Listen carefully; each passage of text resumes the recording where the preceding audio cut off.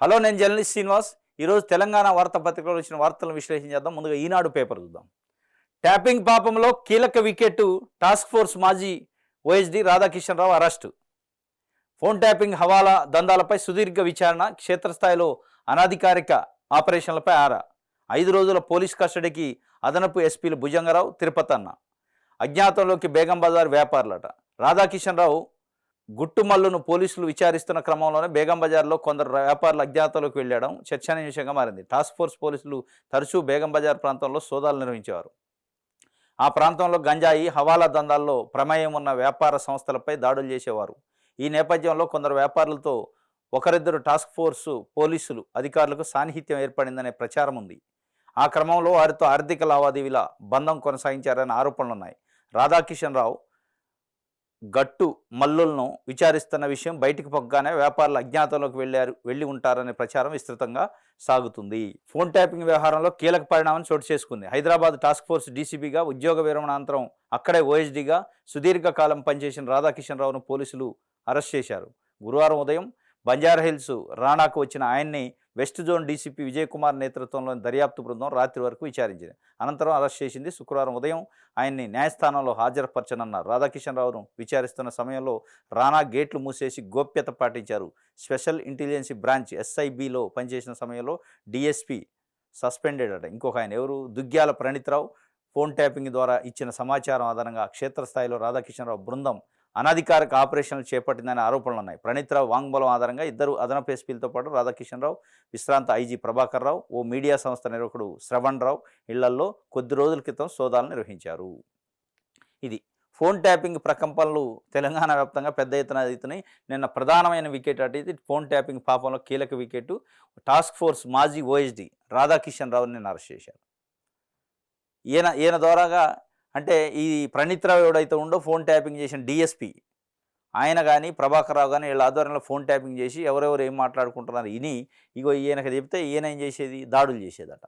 దాడులు చేసి వాళ్ళని భయభ్రాంతులకు గురి చేసి డబ్బులు గుంజుకునే వ్యవహారం చేసి ఇదంతా పెద్ద దొంగల దోపిడి లెక్క చేశారు. బందిపోటు దొంగలకు ఇట్లా పడి ఎట్లా దోసుకుంటారో బందిపోటు దొంగలన్నా ఇట్లా చేయరేమో అనిపిస్తుంది. ఎందుకంటే వాళ్ళ ప్రైవేట్ ఫోన్లు ఒకడేమో వినటం, ఇన్నోడు మళ్ళీ ఇంకోటి చెప్తే వాడు పోయి ఆ ఇనేటోడేమో ట్యాపింగ్ చేసేది, మళ్ళీ వీడు దాడులు చేసేది టాస్క్ ఫోర్సు. వీళ్ళకు ఉన్నదేంటికి అవినీతి అక్రమాలకు, అసాంఘిక కార్యకలాపాలు, గంజాయి, డ్రగ్స్ ఇలాంటి వాటికి టాస్క్ ఫోర్సు. కానీ వీళ్ళు దేనికి వాడారు, వీళ్ళ దందాకు వాడుకున్నారు. ఇది ఒక రజాకారుల ముఠా లెక్క తయారయ్యి వీళ్ళు ఒక ప్రైవేట్ సైన్యం లెక్క తయారయ్యి ప్రభుత్వ సొమ్ముతోని వ్యవస్థ నడిపారు. చట్టాలు దుర్వినియోగం చేస్తూ వ్యవస్థ నడిపారు. ఈ టాస్క్ ఫోర్స్ బేగం బజార్లో వీళ్ళు అనేక ఈ గంజాయి వ్యాపారులు, గంజాయి చేసే ఈ దొంగ వ్యాపారాలు చేసే వాళ్ళతో వీళ్ళకి లింకులు ఉండి ఇప్పుడు వాళ్ళందరూ అజ్ఞాతంలోకి పోయారు. ఈయన అరెస్ట్ చేశారంటే మా పేర్లు ఎక్కడ బయటకు వస్తాయో ఏం కథ అనేది ఇప్పుడు వీళ్ళ డౌటు. మొత్తానికైతే కేటీఆర్ పరిపాలనలో అంటే బీఆర్ఎస్ పరిపాలనలో గంజాయి, డ్రగ్స్, రకరకాల మాఫియా అనేది ఇప్పుడు ఒక్కొక్కటి బయటకు వస్తుంది. నిన్న మొన్న కేటీఆర్ అంటాడు ఒకళ్ళు ఇద్దరిని చేసిన దొంగల్ని లంగాలని ఏమవుతుంది అది. మరి ఇదేంటి, ఒకళ్ళిద్దరిని దొంగలు చేస్తే టాస్క్ ఫోర్స్ వాళ్ళు పట్టుకున్నది అనగానే అజ్ఞాతంలోకి వ్యాపారులు పోవటం ఏంది, జ్యువెలరీ వ్యాపారులు ఏంది, పెట్టుబడిదారులు ఏంది, రియల్ ఎస్టేట్ వ్యాపారులు ఏంది, వీళ్ళని బెదిరించి వాళ్ళు దొంగలు లంగాల వ్యాపారాలు చేసేటోళ్ళు.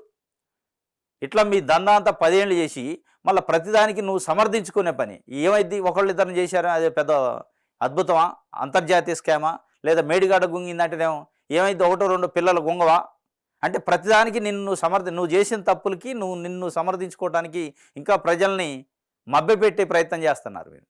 మేడిగాడ కాడికి పోయాం, గుంగితే కుంగ ఉండొచ్చు, 1-2 కుంగవా, కుంగితే ఏమైంది, ఏ ప్రాజెక్టు కుంగలేదు అని అక్కడే చెప్తి.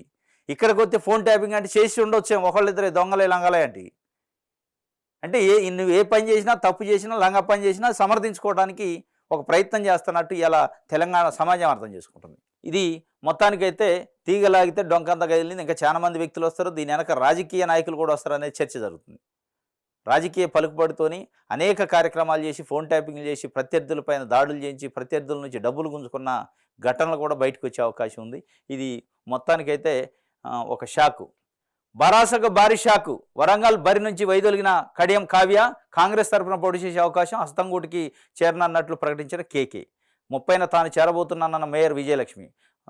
బరాస భారతీయ రాష్ట్ర సమితికి భారీ షాక్ తగిలిందట. వరంగల్ అభ్యర్థిగా కడియం శ్రీహరి స్టేషన్ గన్పూర్ ఎమ్మెల్యే మాజీ మంత్రి సీనియర్ బీఆర్ఎస్ పార్టీ నాయకుడు వాళ్ళ కూతురికి టికెట్ అనౌన్స్ చేశారు కడియం కావ్యకి. అసలు ఆ టికెట్ అనౌన్స్కి ముందే ఆమె బీఆర్ఎస్ నుంచి కడియం శ్రీహరి కాంగ్రెస్ పార్టీలో జాయిన్ అవుతారు, కాంగ్రెస్ పార్టీ నుంచి టికెట్ హామీ తీసుకుంటాడు కడియం కావ్యకి అని ఒక చర్చ నడిచింది. మొత్తానికి ఆ వికెట్ ఇప్పుడు అవుట్ అయింది. మొత్తానికి అయితే వరంగల్ నుంచి కాంగ్రెస్ పార్టీ నుంచి మరి ఎంపీకి పోటీ చేస్తారా, లేదు వరంగల్ నుంచి కడియం శ్రీహరి ఎంపీగా పోటీ చేసి తర్వాత వచ్చే బై ఎలక్షన్లో అంటే కడియం శ్రీహరి ఎంపీగా పోటీ చేస్తే ఎంపీగా గెలిస్తే ఎమ్మెల్యేగా రాజీనామా చేస్తారు, గన్పూర్లో ఖాళీ అయ్యేది కాదు, అక్కడ ఏమో పోటీ చేస్తాం. మొత్తానికి అయితే కాంగ్రెస్ పార్టీతో ఏదో చర్చలు నడిచినట్టు వాళ్ళు ఏదో హామీ ఇచ్చినట్టు తెలుస్తుంది. ఈరోజు ఢిల్లీ వెళ్ళి జాయిన్ అవుతుండట. ఇప్పుడు ఇదే విషయంలో కేటీఆర్ ఏమంటాడు, కారు షెడ్డుకు మాత్రమే పోయింది, సర్వీసింగ్కి పోయింది, సర్వీసింగ్ అయ్యి స్ట్రాంగ్గా బయటకు వద్దాను. కారు షెడ్డుకు పోలేదు, రోజు ఒక పార్ట్ ఊడిపోతున్నారు, ఒక టైర్ ఒక రోజు, ఇంకో టైర్ ఇంకో రోజు, ఒక డోర్ ఇంకో రోజు ఊడిపోతుంది. ఇగో ఈడ కడియం కావ్య అభ్యర్థి అనౌన్స్ చేసినా బయటికి పోతే ఈడ ఎంపీ కేశవరావు, మేయర్ విజయలక్ష్మి వీళ్ళు కూడా మీరు కారు షెడ్డుకు పోయింది అనుకుంటున్నారు, ఇంకా భ్రమల్లో ఉన్నారు, కారు షెడ్డుకు పోలేదు, కారు ఏమంటారు స్క్రాప్కి అమ్మటానికి పోయింది అనేది ప్రజల్లో ఇవాళ చర్చ నడుతుంది. ఆ స్క్రాప్ పోకుండా జాగ్రత్త పడండి. ఇప్పటికైనా మీ మాటలు బంద్ చేసి ఏమైద్ది లంగా దొంగలు ఇద్దరే ముగ్గురే చేసి ఉంటామో, లేకపోతే మేడిగడ్డ ఏమైద్ది రెండు కుంగిని ఏమైద్దో కాదు. ఈ డైలాగులు కాకుండా తెలంగాణ సమాజానికి క్షమాపణ చెప్పండి. మేము పరిపాలన చేసినప్పుడు కొన్ని తప్పులు జరిగినాయి, దానికి అధికారుల వల్ల జరిగినా మీ వల్ల జరిగినా క్షమాపణ చెప్ప తప్పులేదు. క్షమాపణ చెప్పుకుంటే అప్పుడేమన్నా ప్రజలు కనికరిస్తారు, ఆదరిస్తారు ఎంపీ ఎన్నికల్లో. కానీ మీరు మా కారు షెడ్కే పోయింది, షెడ్లో రిపేర్ అవుతుంది, రిపేర్ కాగానే బాగా స్పీడ్కి పోద్ది, స్పీడ్గా ఆడ రిపేర్ ఒక టైర్ ఒక వెళ్ళిపోయి ఇంకో టైర్ ఇంక షెడ్ ఎక్కడిది, రిపేర్ ఎక్కడిది, అయిపోయా కథ.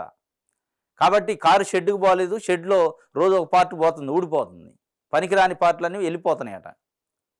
ఈ కారుతో మేము ఉండలేమని రోజు ఒక టైరు రోజు ఒక డోరు వెళ్ళిపోతున్న పరిస్థితి. వరంగల్ అభ్యర్థిగా అనౌన్స్ చేశాకపోవటం ఇది అత్యంత అవమానం. అంటే దీని అంతటి కారణం ఏంటంటే కేసీఆర్ గత 10 సంవత్సరాల్లో వ్యవహరించిన తీరు, గత 10 సంవత్సరాల్లో ఆయన చేసిన రాజకీయం, ఆయన చేసిన రాజకీయ పునరేకీకరణ అని పేరు పెట్టి ఏ పార్టీలో జాయిన్ అయితే ఏ పార్టీ నుండి ఆయన జాయిన్ చేసుకోవడం, కండగప్పడం, ఎందులో గెలవనాయి, నీతి లేదు, నియమం లేదు, విలువలు లేవు, ఏది లేదు. 14 నుంచి 19, 18 వరకు అంతే చేసిండు, 18 నుంచి 23 వరకు కూడా అదే పని చేసిండు. కాంగ్రెస్ పార్టీ పైన గెలిచిన వాడిని, టీడీపీ పైన గెలిచిన వాడిని, బీజేపీలో గెలిచిన కార్పొరేటర్ని జాయిన్ చేసుకుంటే నీకు పవర్ ఉందని. ఇవాళ అదే నీకు ఇవాళ తిరిగి రివర్స్ కొడుతుంది. ఇవాళ క్యాండిడేట్కి అనౌన్స్ చేసిన తర్వాత వికెట్ పోవడం అంటే నేను పోటీ చేయట్లేదని బహిరంగంగా లేఖ రాసి వేరే పార్టీలో జాయిన్ అంటే ఇక నీ పార్టీ పరిస్థితి ఏంది, మీరు ఎక్కడికి పోతున్నారు, మీ నిర్ణయాలు ఎఫెక్ట్ ఈ 10 సంవత్సరాల్లో మీరు తీసుకున్న రాజకీయ నిర్ణయాల యొక్క ప్రభావం ఏందనేది ఇప్పుడు బయటపడుతుంది. ఏ పార్టీ అయినా అంతే. రాజకీయాలలో అధికారంలో ఉన్నప్పుడు అహంభావంతో వ్యవహరించి అవతలను అవమానకరంగా చూసి అవతల పార్టీలను అణగదొక్కాలని చూస్తే ఈ గుణపాఠం ఉంటుంది. నాకు తెలిసి ఇంకా అనౌన్స్ అయిన క్యాండిడేట్లలో ఇప్పటికి అన్నీ అనౌన్స్ చేశారు క్యాండిడేట్లు. ఈ క్యాండిడేట్లు ఇంకా 2-3 వికెట్లు ఉన్నాయి. మనకున్న సమాచారం ప్రకారం ఇంకా 2-3 వికెట్లు ఉన్నాయి. 2-3 వికెట్లు కూడా పోయే అవకాశం ఉంది. నామినేషన్ కల్లా మళ్ళీ కొత్త వాళ్ళని చూసుకోవాల్సిన పరిస్థితి బీఆర్ఎస్ పార్టీకి ఏర్పడింది. వాళ్ళు ఇప్పటికైనా కేసీఆర్ బయటకు వచ్చి జరిగిన తప్పులపైన తెలంగాణ సమాజానికి క్షమాపణ చెప్తే కొంత రిస్క్ తగ్గింది తప్ప మళ్ళా ఇదే బెంకాలు చేసి ఏమైంది అది జరిగింది, ఏమైంది ఇది జరిగింది సమర్థించుకునే పని, తప్పును కూడా సమర్థించుకో పని, దొంగ పని కూడా సమర్థించుకోమని చేయటం అనేది ఆ పరిణామాలే.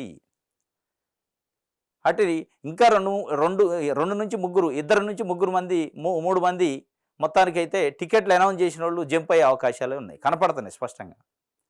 ఇప్పుడు రేపు మాపు ఖమ్మం సీటు కాంగ్రెస్ పార్టీది ఇంకా డిక్లేర్ కాలే. ఖమ్మం కాంగ్రెస్ పార్టీ డిక్లేర్ అయితే అక్కడ క్యాండిడేట్ కూడా కొంత డైలమాలో ఉన్నట్టు కొంత బయట చర్చ నడుతుంది.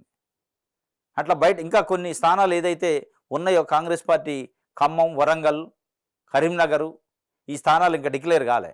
ఈ డిక్లేర్ అయితే దాని తర్వాత ఏ పార్టీలో ఎవరున్నారు, దాని పోటీ ఎట్లా ఉంటుంది, తీవ్రత ఎట్లా ఉంటుంది, మనం గెలుస్తామో ఓడతాం అనేది ఒక క్యాలిక్యులేషన్ వేసుకొని వాళ్ళు అవసరమైతే బయటికి పోయే ప్రమాదం కూడా ఉంటుంది. దాంట్లో డౌటే లేదు. ఇప్పుడు ఇది ఈ కథ అదే వరంగల్ది.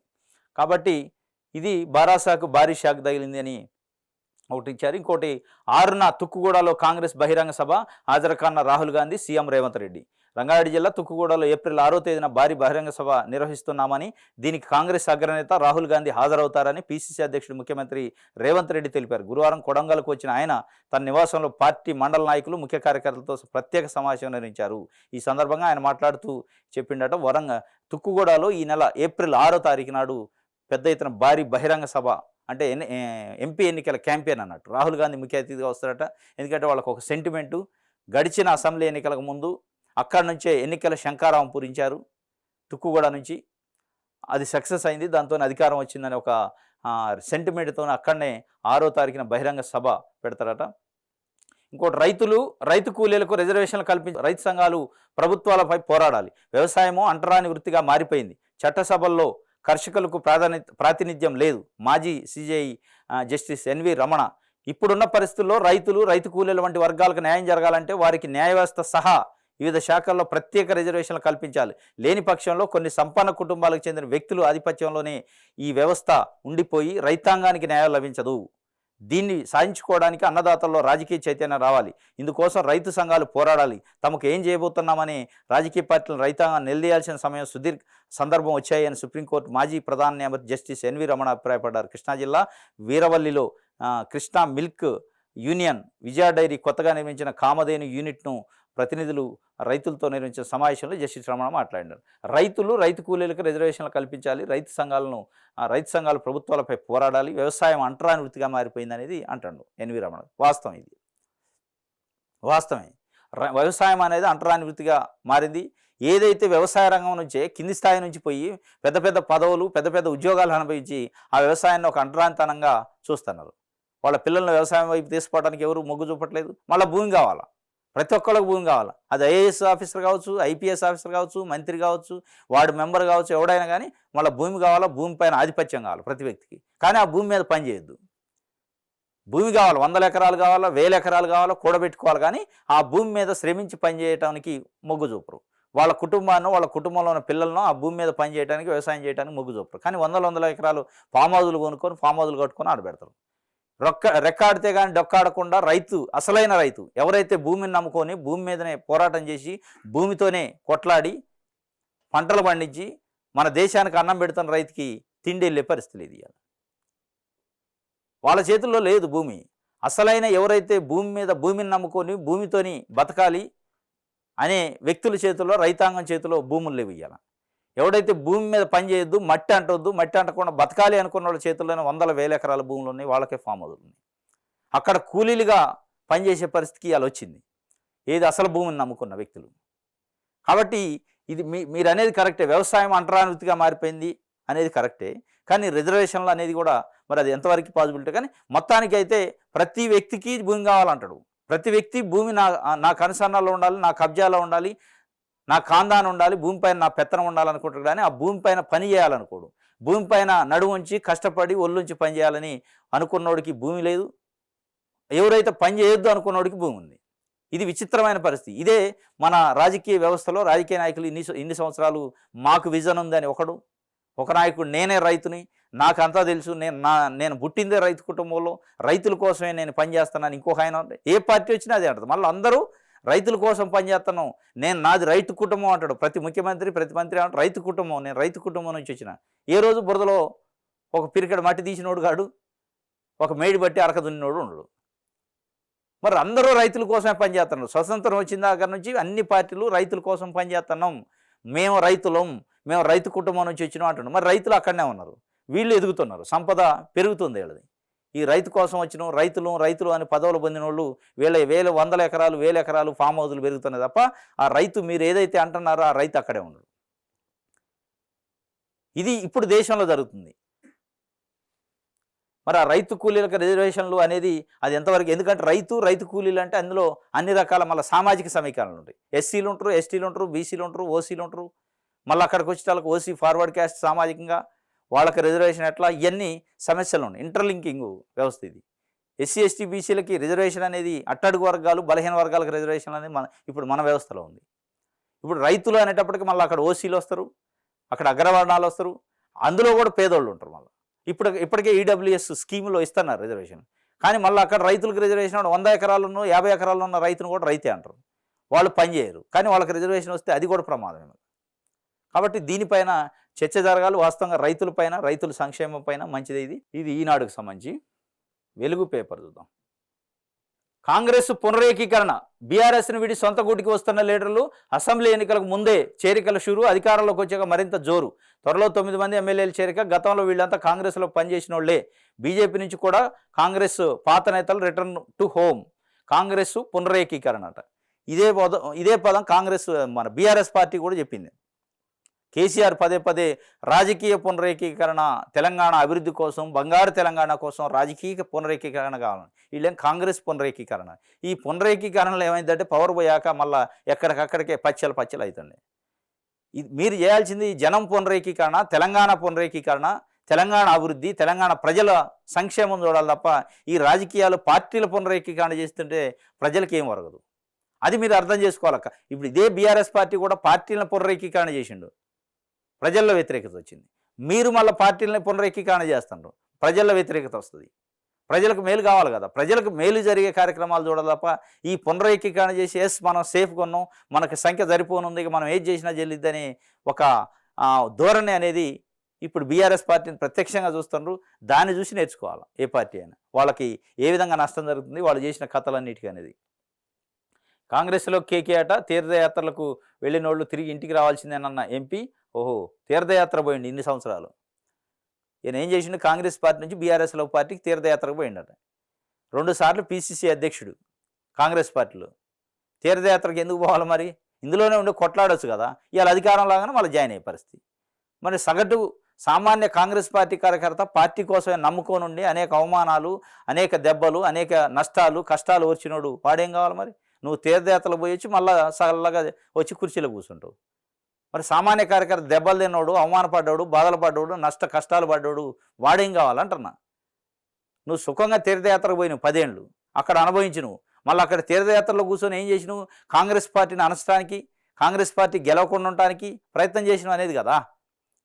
ఏనే కాదు, ఎవరైనా బీఆర్ఎస్ పార్టీలో జాయిన్ అయ్యి ఏం చేశారు? కాంగ్రెస్ పార్టీ ఎదగకుండా ఉండటానికి, కాంగ్రెస్ పార్టీలో ఉన్న వాళ్ళని అనగదొక్కటానికి ప్రయత్నం చేయడానికే కదా మీరు పోయింది. ఆ బలం కేసీఆర్కి ఇవ్వటానికే కదా మీరు పోయింది. చేశారు. మళ్ళీ ఇవాళ వచ్చి మేము తీర్థయాత్రకు పోయిన నా సొంత ఇంటికి వచ్చినట్టుంది, ఇది ఒక డైలాగులు. మళ్ళీ మా పుట్టింటికి వచ్చినట్టుంది, నా సొంత ఇంటికి వచ్చినట్టుంది. మరి అరువు ఇంటికి ఎందుకు పోయిన ఇన్ని రోజులు? ఎవడు పోమని నిన్ను అనేది తెలంగాణ ప్రజలు అడుగుతున్న పరిస్థితి. అంతకుముందు ఎర్రవేలి ఫామ్ హౌస్లో కేసీఆర్తో భేటీ అట. అంటే ఆ తీర్థయాత్ర ముగించుకోవడానికి పోయిన. పార్టీ విడద్దని బీఆర్ఎస్ చీఫ్ తిరస్కరించిన కేకే రేపు రేవంత్ సమక్షంలో కాంగ్రెస్లో చేరిన విజయలక్ష్మి, ఐక్యరెడ్డి కూడా పోతుండట, ఇంద్రకరణ్ రెడ్డి. కరువుపై బీఆర్ఎస్ తొండాట. నాడు మన నీళ్లను ఏపీ ఎత్తుకుపోతుంటే వంతపాట. కృష్ణా నీళ్లలో వాటా తగ్గించి ఉత్తర తెలంగాణకు అన్యాయం. మూలకపడ్డ కాళేశ్వరం, ఏడాదిన్నర నుంచే ఎత్తిపోతల బంద్. నిరుటి నుంచే రాష్ట్రంలో కరువు ఛాయలు. అయినా అంత కొత్త సర్కారు వల్లే అని నిందలు. పంటలు ఎండినా పట్టించుకోలే. 2020 నుంచి 2023 వరకు 40 లక్షల ఎకరాలకు పైగా పంటలు నష్టపోయి జరిగింది. ఆ 3 ఏళ్లలో ఏ ఒక్కనాడు కేసీఆర్ కానీ మంత్రులు కానీ స్పందించలేదు. అకాల వర్షాలతో పంటలు దెబ్బతిన్నా అటు దిక్కు పోయి చూడలేదు. రూపాయి పరిహారం కూడా ఇవ్వలేదు. కానీ ఎన్నికలు వచ్చేసరికి నిరుడు కేసీఆర్ పంట నష్ట పరిహారం గురించి మాట్లాడారు. తీరా ఎన్నికల ముందు నష్టం లెక్కలు తీయాలన్నారు. అప్పటికే కోడ్ వచ్చేసింది. పంట నష్టం లెక్కలు మూలకపడ్డాయి. ఇక రుణమాఫీ ఏళ్లకేండ్లు నాటి బీఆర్ఎస్ సర్కారు నాంచింది. సకాలంలో రుణాలు మాఫీ కాక బ్యాంకర్లు, రైతులు ఇళ్లను జప్తు చేశారు. నోటీసులు తలుపులకు అంటించి వెళ్ళారు. దాదాపు 14 లక్షల మంది రైతులకు 8,000 కోట్ల రుణమాఫీ డబ్బులను నాటి సర్కారు చెల్లించలేదు. ఇదంతా మరి మీకు తెలిసేనా? ఇదంతా వాస్తవమే. కరువుపై బీఆర్ఎస్ తొండాట. రుణమాఫీ విషయంలో బీఆర్ఎస్ పార్టీ కూడా తప్పు చేసింది, దాంట్లో డౌటే లేదు. ఎందుకంటే మీరు హామీ ఇచ్చారు, అవి 1 లక్షగా 2 లక్షల వడ్డీతోనైనాయి. మరి మాఫీ చేయాలి. 4 ఏళ్ళు అయింది, 5 ఏళ్ళు అయింది, మాఫీ చేయని దిక్కే లేదు. ఈ కరువు వచ్చి ఇప్పుడు అతివృష్టి వల్ల పంటలు నష్టపోయిన రైతులకి నష్టపరిహారం ఇస్తామని సీఎం ఒకరోజు పర్యటనకు పోయి మేము ఇస్తున్నాం అని చెప్పిండు. అది ఇచ్చిన దిక్కు లేదు. అదేవిధంగా నీళ్ల విషయానికి వస్తే కాళేశ్వరం దెబ్బతింటం వల్ల నీళ్ళు రాలేదని కాంగ్రెస్ పార్టీ అంటది. కరువు పైన తొండాట ఆడుతుందంటది. తొండాట ఎవరు ఆడుతున్నారు, నిజం ఎవరు చెప్తున్నారు పక్కన పెడితే ఇవాళ రైతులకు కావాల్సింది రైతులకు ఉపశమనం కావాలి. అది చేయండి. మీ మీద వాళ్ళు, వాళ్ళ మీద మీరు కాదు చెప్పుకోవాల్సింది. ఆ రైతులకి ఉపశమనం ఏ విధంగా ఇస్తారు, ఎట్లయితే పాజిబుల్ అయింది. సరే, బీఆర్ఎస్ పార్టీ తొండాట ఆడుతుంది. వాళ్ళ హయాంలో కరువు ఉంటే పట్టించుకోలేదు, వాళ్ళ హయాంలో రుణమాఫీ చేయలేదు కాబట్టేగా ఓడించింది. వాళ్ళు అవన్నీ చేయలేదు, వాళ్ళు మోసం చేశారు, రైతులను ఇబ్బంది పెట్టారు, రైతుల గురించి పట్టించుకోలేదనే బీఆర్ఎస్ పార్టీని ఓడించి కాంగ్రెస్ పార్టీని గెలిపించారు. మీరు వాళ్ళ మీదనే నెపం వేసి మళ్ళీ మీరు అదే తతంగం చేస్తే, అదే కథ చేస్తే జనం ఏమనుకోవాలి, రైతులు ఏమనుకోవాలి? మీరు చేయండి. రైతులకు రుణమాఫీ 100 రోజుల్లో 2 లక్షలు చేస్తా అన్నారు. మీరు చేయాలి కదా, ఆయన మోసం చేసిండని రైతులు ఇంటికి పంపారు, మీరు చేయండి. రైతులకు పంట నష్టపరిహారం ఇవ్వలేదని మీరు అంటున్నారు కేసీఆర్, మీరు చేయండి. ఆయన ఇవ్వలేదని ఇంటికి పంపింది. రైతులకు సకాలంలో నీళ్ళు ఇవ్వలేదు, పంటలు ఎండిపోయినాయి అని 2020 నుంచి 23 మధ్యలో జరిగింది. బీఆర్ఎస్ పార్టీ కానీ ఆ ముఖ్యమంత్రి కానీ మంత్రులు స్పందించలేదు అన్నారు. మీరు స్పందించండి. వారు స్పందించడానికి గుణపాఠం చెప్పి ఇంటికి పంపారు. కాబట్టి కాంగ్రెస్ పార్టీని, ప్రభుత్వాన్ని ఇలా అడిగేది రైతులు ఏంటంటే, వాళ్ళు చేయలేదని చెప్పి ఇంటికి పంపినాం, మీరు చేస్తారని తీసుకొచ్చినాం, మీరు చేయాలి. వాళ్ళని పదే పదే చూపించడానికి వాళ్ళు చేసింది మాకు తెలవబట్టే కదా ఓటేసి ఓడించింది అనేది ఇవాళ ప్రజల యొక్క అభిప్రాయం. వాళ్ళు చేసిన కథలన్నీ తెలిసే మేము వాళ్ళని ఇంటికి పంపాల్సిందే అని తప్పనిసరిగా పంపినాం, మిమ్మల్ని తెచ్చుకున్నాం, మీరు పని చేయండి అనేది రైతులు అడుగుతున్నది. డీజీపీని వదలలేదట. బీఆర్ఎస్ హయాంలో పోలీస్ బాస్ ఫోన్ కూడా ట్యాపింగ్, కీలక పోస్టుల్లోనూ ఐఏఎస్లు ఐపీఎస్లపై ఎస్ఐబి నిఘా, సిటీ టాస్క్ ఫోర్సు మాజీ డీసీపీ రాధాకిషన్ రావు అరెస్టు.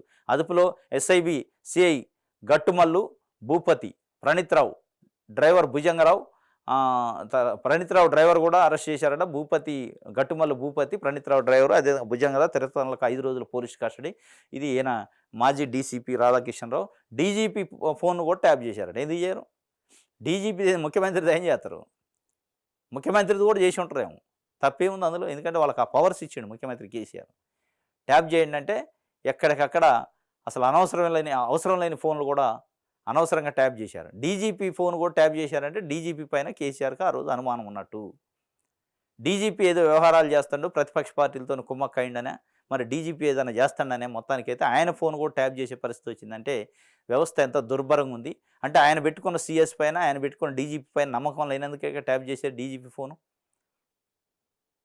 అంత అభద్రతాభావంతో కేసీఆర్ 10 ఏళ్ళు పరిపాలన చేసి పెద్ద వ్యూహకర్త, నేనేది చేసిన అందుకే గెలిపించారు అని ఆయన జబలు జరుచుకోండు. వాస్తవంగా ఏంటంటే ఇవన్నీ దొంగ కార్యక్రమాలు చేసి, బ్లాక్మెయిల్ చేసి వ్యక్తులని, లీడర్లని పార్టీలో జాయిన్ చేసుకొని అవతల పార్టీలో యాక్టివ్గా లేకుండా చేయటం, ఇట్లాంటివి చేసిండు. ఎవడన్నా అవతల పార్టీలో యాక్టివ్గా ఉంటే వాడిని ఫోన్ ట్యాప్ చేసేది, ఆయన వ్యక్తిగత వ్యవహారాలు, ఆయనకు సంబంధించిన క్యారెక్టర్ అసాసినేషన్ చేసి బయట పెడతా అంటే వాళ్ళు భయపడి ఇన్యాక్టివ్ అయ్యేది. అట్లాంటి కార్యక్రమాలు చేసిండు కాబట్టి మీరు 10 ఏళ్ళు ఇదే జనాలకి విరక్తి వచ్చింది. ఇవాళ ప్రజల్లో ఒక చైతన్యం వచ్చి, ప్రజల్లో విరక్తి వచ్చి మిమ్మల్ని ఇంటికి పంపారు. మీ కథ అంతా బయటకు వస్తుంది. మీరు చేసిన దొంగ కథలన్నీ బయటకు వస్తున్నాయి. ఇప్పుడు కబ్జాదారుల భరతం పడుతున్నారు. కాంగ్రెస్లో చేరిన వదలని కరీంనగర్ పోలీసులు హస్తం పార్టీలో చేరిన జడ్పీటీసీ భర్త రవీందర్ అరెస్టు. 2 కార్పొరేటర్లు, 6 కార్పొరేటర్ల భర్తలు కూడా కటకటాల్లోకి. 1700 ఫిర్యాదులపై దర్యాప్తు. భయంతో పన్నం వద్దకు కార్పొరేటర్లు, కేసుల్లో జోక్యానికి మంత్రి ససేమేర. కబ్జాదారుల భరతం పడుతున్నారట. కరీంనగర్లో కాంగ్రెస్ పార్టీలో చేరినా కానీ వదలట్లేదని ఒక వార్తనిచ్చారు. ఈ జడ్పీటీసీలను, ఎంపీటీసీలను కాదు, పెద్ద పెద్ద బడాబాబులు హైదరాబాద్ చుట్టూ కబ్జా చేశారు. వాళ్ళు ఇవాళ వచ్చి మళ్ళీ కాంగ్రెస్ పార్టీలో జాయిన్ అవుతాం. వాళ్ళని పట్టుకోండి, వాళ్ళని జైలుకు పంపండి. అది చేయాలి. ఇది వెలుగు పేపర్కి సంబంధించి. సాక్షి పేపర్. కారులో కలకలం. బీఆర్ఎస్కి సీనియర్ నేత కేశవరావు గుడ్ బై. సోనియా సమక్షంలో కాంగ్రెస్లో చేరే అవకాశం. రేపు కాంగ్రెస్లో కేకే కుమార్తె, హైదరాబాద్ మేయర్ విజయలక్ష్మి. హఠాత్తుగా వరంగల్ లోక్సభ బారి నుంచి తప్పుకున్న కడియం శ్రీహరి, కావ్య కూడా త్వరలో కాంగ్రెస్లో చేరతారని ప్రచారం. శ్రీహరి వరంగల్ లోక్సభ అభ్యర్థిగా పోటీ చేసే వరుస నిష్క్రమణలతో గులాబీ దళంలో కలవరం. ఈ కలవరం అంటే, కారులో కలవరం అంటే వాళ్ళు చేసిందే వాళ్ళకు కొట్టుకుంటుంది అనుకోండి. కాంగ్రెస్ సొంత ఇల్లు లాంటిదట. 53 ఏళ్ళ అందులో పనిచేసా కేకే. మరి సొంత ఇల్లు అయితే అద్దెంట్లోకి ఎందుకు పోయినావు 10 ఏళ్ళు అనేది ఇవాళ తెలంగాణ సమాజం అడుగుతుంది. సొంత ఇల్లు ఉంచుకొని అద్దెంట్లోకి ఎందుకు పోయినావు అంటే, సొంత ఇంట్లో కరెంట్ లేదని అద్దెంట్లోకి పోయినావు. కరెంట్ ఉంటేనే ఉంటారు. ఇందులో కరెంట్ వచ్చింది కాబట్టి, ఇప్పుడు ఇందులో పవర్ వచ్చింది కాబట్టి ఇందులో కొత్త, మళ్ళీ అందులో పవర్ వస్తే మళ్ళీ అది మళ్ళీ సొంత ఇల్లు అయింది. భారీగా బ్యాక్లాగట. ఉద్యోగాల భర్తీ ప్రక్రియలో మిగిలిపోతున్న పోస్టులు. ఒకే అర్హతలున్న కొలువులన్నిటికీ దరఖాస్తు చేసుకుంటున్న అభ్యర్థులు. 2 అంతకంటే ఎక్కువ జాబులకు ఎంపికవుతున్న కొందరు. అందులో పై స్థాయి కొలువుల ఎంపికతో మిగతావి ఖాళీలు. ఇలా ప్రతి కేటగిరీలోనూ సగటున 10% దాకా మిగులు. ఒక్క గురుకుల పోస్టులకు సంబంధించి 1810 ఖాళీలు. కానిస్టేబుల్ కేటగిరీలో మరి 2000 పోస్టులు మిగులు. వైద్య ఆరోగ్య శాఖలోనూ దాదాపు 780 పోస్టుల ఖాళీ. వీటి భర్తీకి కొత్త నోటిఫికేషన్ జారీ చేయాల్సిన పరిస్థితి. ఇది ఒకటి. మిగిలిన గురుకుల పోస్టులు మెరిట్తో భర్తీ చేయండి. రాష్ట్ర ప్రభుత్వం గురుకుల బోర్డులకు హైకోర్టు ఆదేశం. సుప్రీంకోర్టు గతంలో ఇచ్చిన ఆదేశాలను పాటించాలని సూచన. భారీగా బ్యాక్లాగ్ ఉన్నాయట. దీంట్లో ప్రభుత్వం యొక్క లోపం ఉంటుంది. ప్రభుత్వ సమన్వయ లోపంతో బ్యాక్లాగ్ మిగులుతున్నాయి. గురుకులాల్లో కానీ, కానిస్టేబుల్ కానీ, అదేవిధంగా హెల్త్ డిపార్ట్మెంట్లో కానీ. ఎందుకు అంటే, ఇప్పుడు గురుకులాల్లో principal, degree college lecturer, junior college lecturer, PGT, TGT ఇట్లా ఉన్నాయి పోస్టులు. అంటే ప్రిన్సిపల్ అనేది పెద్ద పోస్టు, తర్వాత డిఎల్, జేఎల్ ఇట్లా ఉండే వీళ్ళు ఏం చేశారు, రిజల్ట్ కింది నుంచి ఇచ్చారు, పైనుంచి ఇవ్వాలి రిజల్ట్. ఏదైతే టాప్ లెవెల్ పోస్ట్ ఉందో దానికి మొదట రిజల్ట్ ఇచ్చి దాని తర్వాత 15 రోజులకి నెక్స్ట్ సెకండ్ తీయాలి, థర్డ్ తీయాలి, ఇట్లా ఇచ్చుకుంటూ వస్తే దాంట్లో సెలెక్ట్ అయిన కింద ఉన్న పోస్ట్కి ఇక రాడు. వీళ్ళు కింద ఇస్తే కింద జాయిన్ అయ్యిండు. టీజీటీ పోస్ట్ ఫస్ట్ ఇచ్చారు. టీజీటీ పోస్టులో సెలెక్ట్ అయినవాడు రిపోర్ట్ చేశా, ఆ పోస్ట్ని వాడు క్యాప్చర్ చేసేసింది. చేసిన తర్వాత ఇదే టీజీటీ సెలెక్ట్ అయిన వ్యక్తికి డిఎల్ వచ్చింది. అప్పుడు ఏం చేస్తారు, ఇక్కడ టీజీటీకి రిజైన్ చేసి అక్కడ పోతారు. ఇది బ్యాక్లాగ్ అయింది. ఇది ప్రభుత్వం యొక్క అధికారుల యొక్క లోపం. దీన్ని కనీసం వాళ్ళు అధికారులు చెప్పినా కానీ పడుచుకోవాలి. నిరుద్యోగులు పోయి పాపం రిప్రజెంటేషన్లు ఇచ్చారు. ఇది ఇబ్బంది అయింది సార్, బ్యాక్లాగ్ మిగిలితే మీరు తక్కువ స్థాయి పోస్ట్ కాదు ఎక్కువ స్థాయి పోస్ట్ నుంచి రిజల్ట్ ఇచ్చుకుంటారండి, హయ్యర్ పోస్ట్ నుంచి రిజల్ట్ ఇవ్వండి, దాంట్లో డిఎల్ కానీ ప్రిన్సిపల్ కానీ జేఎల్ కానీ ఇట్లా హైరార్కీలో ఇచ్చుకుంటూ వస్తే ఈ పోస్టులు బ్యాక్లాగ్ ఉండకుండా ఉంటే అందరికి ఉద్యోగాలు వస్తాయంటే వాళ్ళు లేలే అని వాళ్ళ దోచిన పత్రాలు వాళ్ళు ఇస్తే ఇలా బ్యాక్లాగ్ మిగిలింది. 1810 పోస్టులు గురుకులాల్లో ఉన్నాయట, 2000 పోస్టులు కానిస్టేబుల్, 780 పోస్టులు ఈ వైద్య ఆరోగ్య శాఖలో. ఇది మొత్తానికైతే హైకోర్టు కూడా చెప్పింది మిగిలిన గురుకుల పోస్టులు మెరిట్ ప్రకారం నెక్స్ట్ మెరిట్ ఉంటే వాళ్ళకి ఇవ్వండి అని చెప్పింది. మరి ఏం ఇస్తారో దీంట్లో ఎన్ని అవినీతి అక్రమాలు జరిగితే అవకతవకలు జరిగితే కూడా డౌటే మళ్ళీ. ఎందుకంటే మిగిలిన మెరిట్ లిస్ట్ అనగానే ఆ మెరిట్ లిస్ట్ ఏందో ఎవరికి తెలియదు, వీళ్ళు ట్రాన్స్పరెన్సీ ఉండదు, బయట పెట్టరు. దాంట్లో వాళ్ళకి అనుకూలమైన వాళ్ళకి ఇస్తారా, మరి నిజంగానే మెరిట్ ఫాలో అవుతారా అనేది కూడా అర్థం కాని పరిస్థితి. ఇది సాక్షి పేపర్కి సంబంధించి. కాంగ్రెస్లో కడియము కావ్య, బీఆర్ఎస్కి ఇద్దరు ఒకేసారి రాజీనామా, హుటాహుటిని ఢిల్లీకి పైన నేడు లాంఛనంగా పార్టీలో జాయిన్, పార్టీ నుంచి తప్పుకుంటున్న అధినేత కేసీఆర్ కావ్య లెటర్ రాసిందట. మొత్తానికి అది. కాళేశ్వరం దివాలా, రుణం చెల్లించాలని రాష్ట్ర ప్రభుత్వానికి పిఎఫ్సి లెటర్, లేకుంటే నాన్ పర్ఫార్మింగ్ అసెట్గా ప్రకటిస్తామని వార్నింగ్. 3 నెలలుగా బకాయి 1441 కోట్లు. గతంలోనూ ఆర్ఈసీ నుంచి ఇదే తరహా లేఖలు సర్ది చెప్తున్న ఇరిగేషన్ డిపార్ట్మెంట్ ఆఫీసర్లు ఎంటాడుతున్న బీఆర్ఎస్ ప్రభుత్వ తప్పిదాలు. ఇది ఆర్ఈసీ అట, ఎండ్లెస్ ఎనర్జీ ఇన్ఫినిటీ పాసిబిలిటీస్ అని ఆర్ఈసీ. ఇప్పుడు కాళేశ్వరం దివాలా, కాళేశ్వరం అసలే ఇప్పుడు అందులో మేడిగడ్డ అవి పిల్లర్ల గుంగి అదొక కథ ఉంది, సుందేళ్లలో లీక్ అయ్యి అదొక కథ ఉంది. ఇప్పుడేం కథ ఉంది, దానికి ఎవరైతే డబ్బులు ఇచ్చారో పిఎఫ్సి సంస్థ వాళ్ళు దీన్ని నాన్ పెర్ఫార్మింగ్ అసెట్గా ప్రకటిస్తాం, రుణం చెల్లించాలని రాష్ట్ర ప్రభుత్వానికి వార్నింగ్ లేఖ పంపిందట.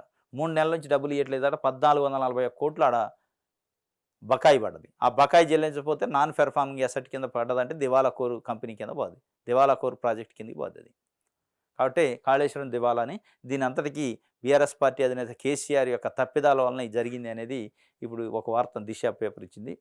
2014 టు 2024 10 ఏళ్లలో ప్రభుత్వ భూములు వచ్చిన తేడా, ఇదంతా సాగుకు పనికిరాని భూములేనా, ఇంకా లెక్క తేలిన సాగుకు పనికొచ్చే భూములు, త్వరలో ధరణి శ్వేతపత్రంలో వెల్లడి కానున్న వాస్తవాలు. 2.31 లక్షల ఎకరాలు మాయమైందట. మొత్తం 2014 నుంచి 2024 వరకు 2,31,000 ప్రభుత్వ భూమి ఎకరాలు, 2,31,000 ఎకరాల ప్రభుత్వ భూమి మాయమైంది. ఎటుపోయింది మాయమయ్యి? ఎటు భూమి ఆడనే ఉంటుంది. 2,31,000 ఎకరాలని ప్రభుత్వ భూమి నుంచి పట్టా భూమిగా మార్చుకొని ప్రభుత్వ అధినేతలకు సంబంధించిన అంచర్లు వాళ్ళకి సంబంధించిన బినామీల పేర్లతో మార్చుకోండి ఈ ధరణి పేరు చెప్పి. అది ఇప్పుడు పెద్ద కుంభకోణం. 2,31,000 ఎకరాలు, అది కూడా హైదరాబాద్ చుట్టూ ఎక్కువ ఉంటాయి. హాట్ కేక్ లాంటి 50 కోట్లు 100 కోట్ల ఎకరం బలికే భూముల్ని, ప్రభుత్వ భూముల్ని పట్టా భూములుగా ట్రాన్స్ఫర్ చేసుకొని మొన్న అయోమ్ కుమార్ అని రంగారెడ్డి జిల్లా కలెక్టర్ చేసిండు. ఆయన 25,000 కోట్ల రూపాయలకు సంబంధించిన భూములు స్కామ్ చేసిండని వచ్చింది. ఇగో ఈ దందా దాంట్లోది, ఆ దందా కూడా. ఇట్లా కలెక్టర్లు, ఐఏఎస్లు, రాజకీయ నాయకులు అందరు కలిసి కొమ్మక్కై, రియల్ ఎస్టేట్ వ్యాపారులు కొమ్మక్కై ప్రభుత్వ భూమిని మొత్తాన్ని కాజేశారు. 2,31,000 ఎకరాలంటే ఆ భూమి ఎక్కడి నుంచి రావాలి? ఇప్పుడు ప్రభుత్వానికి ఏదైనా అవసరం వస్తే అన్ని లక్షల ఎకరాల భూమిని ఎట్లా ఎక్వైర్ చేస్తారు?